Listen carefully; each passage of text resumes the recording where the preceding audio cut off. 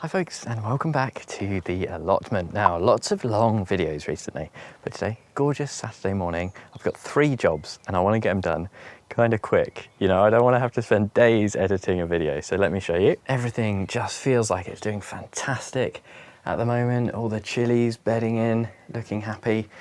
Courgettes, this is one of the jobs. So I want to get a few of the courgettes and squash plants out today. I think these are all courgettes, but they're a little on the small side. Basically, I just want to put 1 or 2 out and see if they last a week. If they last a week, then the rest can go out. These red cabbages need to go out as well. Okay, there's 4 jobs to do today. One of which is these. So this is my dwarf borlotti tray.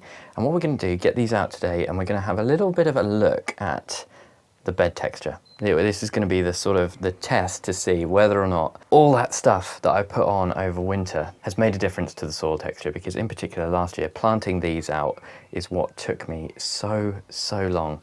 It was a real mission. First comment I got was just use your hand. You know, like what I just use my hand when I want to make a planting hole. Clay soil.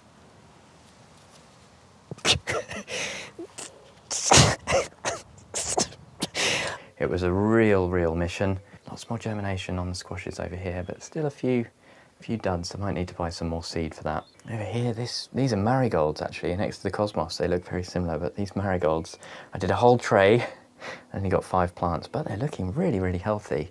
But this is job number 4. So we've got our spare tomatoes over here. We've got a tray down there and a tray up here.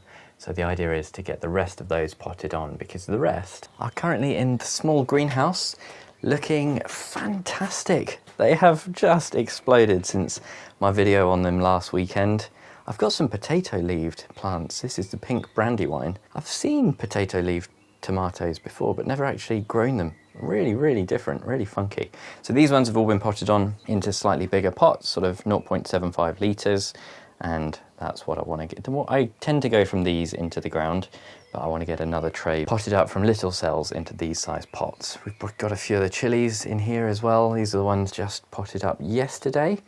And so all of the chilies now are in little 1 litre pots, still quite small. The ones from the garden centre they have started bushing out a little bit actually. I was going to say they haven't put on much growth, but no, they are growing. Very good to see. I think out here in the beds, this makes sense to be kind of like a nice bean bed. I did sow a load of peas in here, but they haven't germinated. They are dwarf peas, but I might as well leave this structure. And if they do get away and start getting really tall, we might be able to tie them in. No reason to take it out really. I guess it does look a bit messy, but this is a no-dig bed and it's had a really good mulch of spent mushroom compost. So we're going to see whether or not we can just dib into this. Hopefully it's nice and loose. And then next door, we've got this bed where I did digging. And you can see it has been taken over slightly by some of the perennial plants. We've got this fennel and feverfew. And you can see as well the grey soil in amongst the mulch where it's been dug in and kind of disturbed. So there's a nice little lettuce there as well. I do have some direct sowings in here, but they're not doing too much, and we've not got much space to work around it for the beans. So what we're going to do basically, put some beans in here, put some beans in here, see if there's much of a difference between the dug bed and the no-dig bed. I did as well just find this clip from last year with a nice little close-up of the soil, and you can see the cracks in it and just how kind of like bare and just bad it looks, you know? And I must say, if I'm honest, I'm pretty terrified, because last year the beans were so much work to get out and they did nothing. They grew so badly, or they were all eaten by slugs. We're in the midst of a pretty serious drought, to be honest. It's just starting. So the good news about that is there is still very little slug pressure. But of course I am watering the beds, which does make a bit of a nice habitat for slugs. But these just look fantastic, and it would be a real shame if these are A, a lot of effort to get out, and B, if they don't do much again. But let's get these out. Let's see what the beds are like. Sun's coming out, it's going to get warm. Okay, so first things first, let's just take a look at the texture of this bed. Now this has had kind of a season to break down, and I did put an awful lot. I just want to see sort of how deep the mushroom compost is and how it feels when you hit the soil. I'll show you the difference between the top of the soil and the mulch. I'm still going, and I think this is still organic matter on top. And we're just starting to hit the soil there. We've got almost a finger depth until we hit the soil, and it is certainly looking like there's a bit more of a kind of gradation between the soil and the organic matter on top. And what I mean by that, I've done a lot of mulching with manure over the last few years, and it's normally very, very obvious. You get this kind of just layer on top and then like this thick line basically underneath where you hit the soil. And I've not seen too much of that kind of like organic matter being drawn down and you getting a nice layer of kind of lighter soil on top. It does feel like that might be starting to happen in here, which I think is a good sign. Now, it's difficult when you take on an allotment to kind of know exactly what the previous tenant has been doing, but my working theory with this is that they weren't adding much organic matter over the years, and this is quite kind of denuded soil, slightly degraded. So I think because of that, because there's not much microbial life, not many worms in here when I dig, I think a lot of the organic matter hasn't been being brought down. So we're kind of up against it, trying to make this a better soil system. And what I want to be able to do is to just go along with this dibber that perfectly matches my container-wise cells and just push in. Oh, look at that. Last year, it would take all of my weight and I wouldn't be able to do it at all. And now, because we've got this nice layer on top, it does seem to work quite well. So let me see. I think what I might do is just go through with the watering can first, like wet it down a little bit because this bed hasn't had any water. It'll be a good thing for the crops anyway. Let it soak in, and then I should be able to just hopefully come along, dib these in and pop out the beans. Some of the seedlings are definitely on the smaller side, but I know I'm about to get very, very busy and I'm a little bit nervous. If I leave these, they could be waiting for, an extra week or two. So let's test this dibber.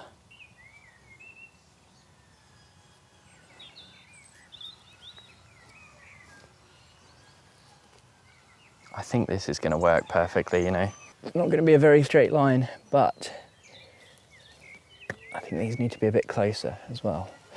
But compared to last year, where I wasn't able to do anything like this, this is quite reassuring. And because it's nice kind of organic matter that you're going into, it's not really compacting. If you kind of try and dib into just soil, especially something like clay, then I think it just kind of creates this little compacted pocket that's quite hard for the roots to get away into. But let me try and get these out and I'll show you and I'll tell you what I think.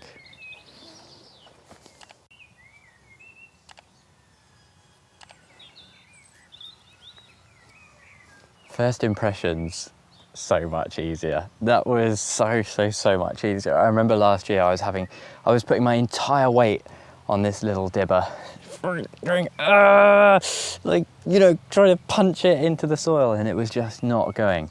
And this is so much nicer. My absolute first impression is, oh no, I need way more beans. These are not taking up that much room, but that's a good sign. I can get a succession sowed literally straight away today.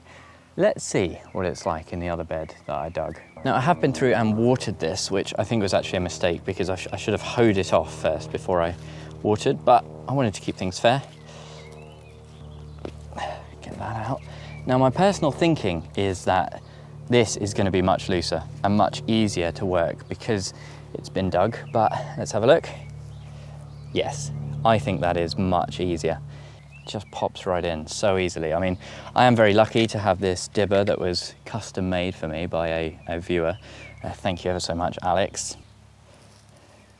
It just matches the container-wise cells perfectly, but oh my goodness, I am finding this actually even easier than the no-dig approach because this has been dug. When you pop this into the soil, because there's a bit more of a mixture of clay, it actually holds its space much easier. Whereas with the other one, as you lift out, all this soft, loose organic matter at the top starts to fall in, which is quite annoying. And then if you end up pushing that in, you might end up with a bit of compaction. This, however, so easy to go into, requires even less force. The main downside, of course, to digging, two things for me: the weed pressure, number one, and number two, the potential damage to the kind of soil microbiome that Charles Dowding talks about so often. But then again, Charles Dowding does do a really interesting test in his videos where he has a dug bed and a no-dig bed. He's been doing it for like 8 years, And although he does show he gets more productivity from his no-dig beds, for him, because of the soil that he's on, the no-dig approach is less work. For me, I think it's probably more. I've had to hoe this bed behind me twice so far this season. It does not take long if you get it nice and early. And of course, digging is a bit of work, but in winter, I've only loosely turned this soil over. You know, I've only gone maybe half a fork depth, mixed up the organic matter. So I'm not digging super deep. I'm kind of hoping I'm not doing any of that real damage to the soil microbiome. And as well, I think I've started, like I say, with quite degraded soil, which I think may be why just putting organic matter on the top hasn't been being properly drawn down and mixed in. And I'm surprised to say it because I've always liked the idea of no dig, but planting stuff out into this dig bed is feeling mighty easy, and we'll see what happens in winter. But it does feel like I might move to this digging approach. We do have a few more no dig beds and dig beds that I've kind of trialed this winter, so maybe I'll change my opinion a bit more as planting out, but I did want to do a specific section on this on the video, and hopefully you can see why. There's just something that feels quite good about those dug beds. It feels nice and loose and easy to plant into. And for me, because I do so much stuff in modules, because otherwise it gets dug up, being able to quickly plant out a tray is really quite important to me, and it feels like it's going to make a massive difference to my season. So we'll see how things go, but my initial impressions, definitely preferring the dug bed. It is interesting that kind of no-dig experiment, because to be honest, it's not really the result I want. What I want is to be able to do no-dig and to just plunge into that soil like butter. That's what it feels like going into the dug bed. It's just no resistance whatsoever. Just pop the dibber in and it's ready to go. And that gives you a bit more reassurance because it feels like it's not going to be compact for the roots. And like I say, we'll see. But next thing I want to do is straight away get the borlotti re-sown. Now, I'm really bad at successional sowing, but if there's one tip that I have about successional sowing, it is always do it straight away. Don't put it off. I find if I put it off, it falls to the bottom of the to-do list. Whereas now I've just planted this tray out. This is the perfect time, while it's fresh in your mind, to get it refilled. Now, I'm going in here pretty much just with neat silver grow. And that is because That is because the current mix on this potting table is the chilies. So it's got loads and loads of perlite, which won't harm beans, but probably an unnecessary addition. These beans, they just want to grow. They're nice big seeds. We just want them in here to germinate, get a couple of leaves, and then get them out into the ground nice and quick while they still want to grow. So just sow a tray of this, get them straight in here. Make sure it's nice and moist for them to germinate. I've just chucked silver grow all over the floor. This dibber also comes in handy for these. Just bang, bang, bang, get them nice and compressed. Then we can just pop the beans in. Tend to do 2 for these kind of dwarf borlotti. They're quite big seeds. If you do 3, it's not the end of the world, is it? Definitely one of the more enjoyable things to sow for some reason. I just enjoy sowing beans. They're very satisfying. They're always so smooth and they've got these cool patterns on them. And then just a loose scattering on top. I used to spend so long sowing, and now I really do like, especially in this time of the year where stuff's busy, just get it on. Just load it in, push it down, get it on, scrape off the excess, and there you go.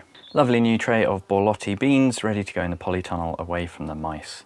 Do need to give it a good water, of course, as well. Now, next up, the tomatoes. These are looking really, really strong. You can see how big these can get just from being in tiny little cells, and a lot of these are actually double sown. I quite often sow a couple of seeds just to improve the chances of germination. Now, this is more tomatoes than I will ever need, and what I'll do is probably pot up all of these into 1 litre pots, or not quite 1 litre, 0.75, and then what happens after then is something for future JB to worry about. What needs to get planted out will do, and hopefully I'll have lots of nice spares that I can give away to neighbours, and especially my dad. My dad does like a tomato spare because he's not great at sowing his own seeds for tomatoes. So let's get these potted up. The only difference for the potting mix here, I don't just sow straight into silver grow for something really hungry like a tomato.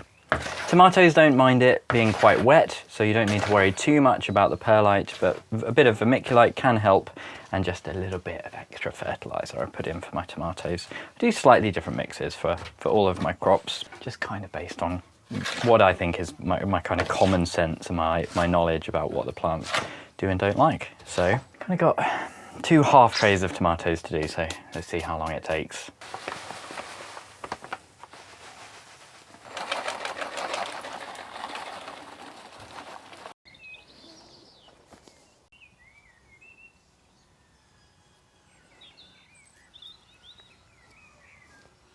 There we go. Half an hour, exactly, it took to do these. I love these big gravel trays. I got these from Wilko a long time ago, and I still think the best smaller gravel trays too are the ones from Wilko. Just built to last forever. Unlike these absolutely rubbish little pots. These are probably on their last season, maybe one more in them. But very, very pleased. We've got loads of Rose Crush and Crimson Crush that were a little bit slower. And one really nice thing I've noticed, I quite often with these little trays now would be chucking them out. But we do have 2 tiny little Tim's Taste of Paradise seedlings just right here. And yeah, they've taken a really, really long time. A few other little stragglers which have now lost their labels, which is a bit of a shame, but maybe I'll give those to my dad as a mystery tomato. The freshly potted tomatoes now in their new home. I was just saying in my last tour actually how there was nothing in this greenhouse, and it is starting to fill up a little bit, looking healthy. They're in the shade there. They will get quite a lot of shade, but they tend to grow just fine. They won't mind it too much. It might slow them down ever so slightly. If you can get them in full sun, I'd recommend it. But next up, I think I'll start getting out these red cabbages. They're absolutely massive. Looking really, really nice and healthy. They've done pretty well in a greenhouse. I tend to find they don't like being in a greenhouse, but they've been doing just fine. These I'm just going to get out here. You can see we've already got a number of red cabbages already. Looking, well, kind of mixed. Some are okay. Some are doing better than others, but I'm going to get them in here. An awful lot of red cabbage. I love it, absolutely love it, and I find much easier to grow. To be honest though, main reason is I just had a lot of much better germination on the red cabbage than the green. So let's get these in. Had a fox digging in here yesterday. Now, cabbages, I am trying a bit harder on this year. So one of the ones that I've really spent a bit of time trying to optimize when I plant out, I do make up a nice little podding mix, especially for cabbages, with loads of chicken pellets, bit of compost, bit of manure, and lots of garden lime as well. So what I do with these is just use the bulb planter, kind of scrape away the top layer of organic matter we got on here, and then go in much deeper than I normally would. Pop that to one side, make sure you're not spreading weeds all over the bed, and then you can get that really nice mix in here. Should give it a really good start to life. Just damp it down a little bit, then just pop it straight in. Make sure there's no big gaps around it. Easy. Thing I am struggling with this year though on the cabbages, well, there's quite a lot of slug pressure on this one. Most of them aren't too bad, but I'm finding right in here, deep in the new growth, I'm getting a lot of aphids. And the leaves sort of start to curl when they're getting damaged heavily by aphids, and that's really annoying because it means when you come along with a little soap spray, they're kind of protected as well. So do need to get a little close up and personal, try and stop any aphid growth on here. Generally speaking, I do tend to struggle with cabbages, and these are probably some of the best looking ones I've had at the start of a season. So fingers crossed, fingers crossed. Let's get some courgettes out. Okay, the courgette situation is not good. I've been a bit guilty of having these right on the top shelf and not looking closely enough, but they are all starting to flower, which is not great. They're not looking the healthiest. We've got a few yellow leaves. I think this is just age. It's nothing to be too concerned about, but basically I'm going to plant 2 of these out. I'm going to plant out an astia and a butterstick, and then there's another astia at the back here that I'm going to pot on because I'm a little nervous that this is too small to be going out. My experience is slugs just love these things. So I'm going to get 2 out, pot on 2, and we'll see how they go. The place where I'm going to plant 2 out is actually in this. I call this the L bed. It's kind of obscured by these 2 potatoes. We've got all this big flowering sorrel that is a bit of a brute and really hard to get rid of. But you can see a bit of the bed here, quite a lot of weed growth. And this is one where I did, I've just had a just touched that and it exploded with pollen right in my face. So I think my life is about to get quite miserable quite quickly. But yes, this bed had about 4 bags of manure dug in, a bit more traditional digging, just manure, well rotted horse manure, and I can see it's extremely dry. But hopefully This will be much better than last year. Last year I didn't really have so much of an issue with texture on this bed, but the courgettes that I did plant out just sat there, they sulked, they didn't really grow much. So hopefully the soil is going to really benefit from all this organic matter in terms of just both texture, water retention and nutrients. Hopefully the courgettes are going to grow, we'll see. I'm just going to probably put them in here for now and leave that bit covered. I covered this over, I don't tend to cover it over, but where I've turned it all over, released all that weed seed, given all this stuff an opportunity to grow, I thought I'll just chuck some membrane down on there for the time being. So I'm going to get in here, give it a little bit of a hoe, and then get the courgettes out.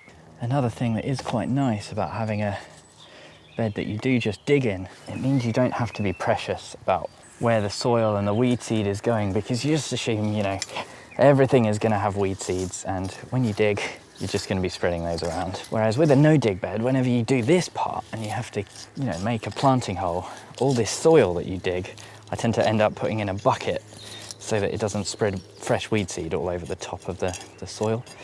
So it can be quite fiddly. I do like to give just a little bit of compost in the base. Set one out, the butter stick, we'll put another one out, and we'll give them lots and lots of room, optimistically hoping that they will actually fill up this space instead of just sitting there doing nothing like they did last year. It's actually remarkable how moist this soil still is given the drought conditions, and it does go to show just one of the benefits of being on clay. And just to show you that I didn't forget, which is exactly what I would normally do, I have potted up these courgettes just into 1 litre, so it's not much bigger, but it's just enough, hopefully, to give it a bit more time, and then we can see if the ones outside are surviving or not. If they all get completely slugged, then what I will probably do is put this up into a 2.5 litre pot, so a nice big round one, and then plant them out. It is quite frustrating, but it's one of those things. Hopefully these guys in the ground now will actually start to get away and start growing. One thing, I'm not completely averse to using slug pellets. I have used them from time to time, but 90% of the time I really don't use them unless there's something I'm really worried about. This is the sort of thing where I'm thinking maybe I should actually be thinking about using them. One of the main reasons I actually don't use slug pellets is because they can kind of have knock-on environmental impacts that we don't have that much evidence about. Even the sort of the newer ones, I know the metaldehyde ones are really bad, but even the newer ferric iron ones, there's not much evidence about whether or not they have impact or not on wider organisms. And the other thing is, when I do use them, I just find they're not always that effective. Sometimes you put down a load of slug pellets and everything gets eaten anyway. So it's sort of like, well, I don't want to have that environmental impact for absolutely no reason whatsoever. If I knew that one application of slug pellets was going to guarantee my crop, then I think, you know, you could be a bit more balanced about it, but that's just me personally. Thank you ever so much for joining me today for a slightly quicker, I hope, video. I hope everything's going well in your gardens. An extra special thank you to all of my Chili Pepper tier patrons, Tony, Bill, Pam, Mel, Michael, Socks, Dorcas, Louise, Andre, and Brett. Hopefully I'll see you again in the next one.